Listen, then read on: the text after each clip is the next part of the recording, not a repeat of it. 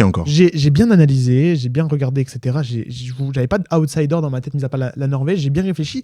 Et en fait, j'ai parlé plus d'un contexte politique, plus que d'un contexte footballistique, même si...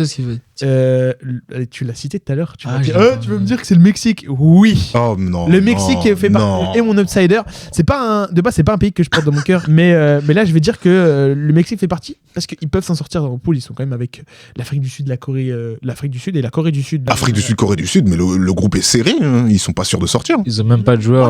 Moi, je pense que si. Justement, si, ils ont quand même je trouve qu'ils ont un mélange entre expérience et jeunesse. Tradition et modernité. Politique. Non, mais même il y a des petits jeunes qui potentiellement peuvent sortir du lot. Moi, je me rappelle de Irving Lozano, tu vois, qui était. Mais là, ça fait 7000 ans. T'as un Gilberto Moura qu'on entend beaucoup parler pour ceux qui sont fans de FM, mais même dans la vraie vie, il quand même il performe bien.